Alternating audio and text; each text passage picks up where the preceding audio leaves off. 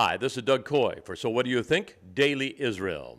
Welcome to part 3 of our interview with Professor of Law Amos Guiora, who instructs at the University of Utah, S.J. Queeny College of Law. He lives in Israel and the United States and has written a book called Freedom of Religion, Terrorism and Global Justice. We started our conversation talking about Lebanon and Hezbollah's buildup of missiles. Well, I think first of all it's important to recall that I think it was 3 or 4 weeks ago, the president of Iran went to southern Lebanon.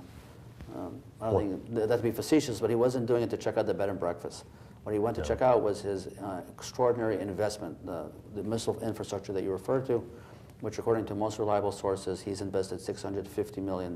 That's a lot of money in order to build the missile infrastructure with missiles pointed one way only, and that's Israel.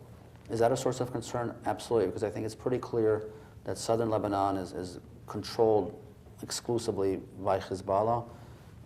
And that, you're right, that raises profound concerns. And if you think about this little triangle that Iran supplies, that Syria is the proxy nation, and the weapons come into southern Lebanon under the control of Hezbollah, we can ask ourselves, where's the government of Lebanon? I mean, where are they in all this?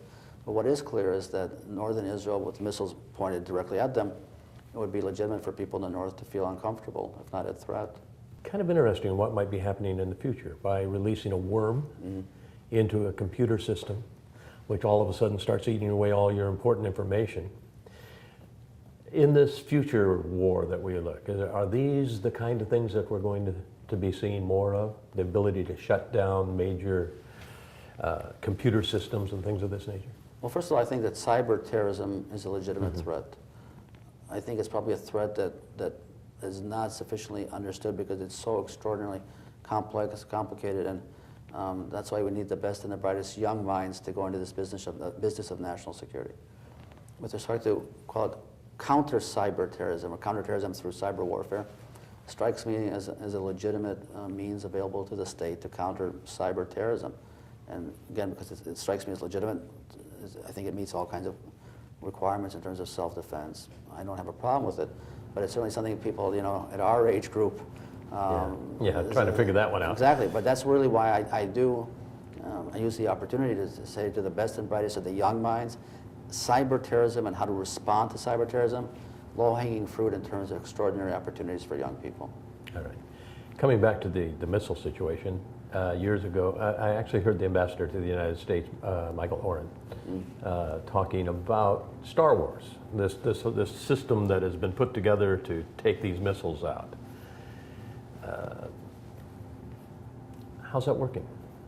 I mean, you haven't tried it yet because the missiles haven't come in, but I mean, a lot of people say, hey, with the volume of missiles that might be coming in, we're really talking about maybe taking 10% of those missiles out or 15% or whatever. Right, I mean, operational decision makers are entrusted with putting together viable plans, and then it's the responsibility of the political leadership to give the go or no go.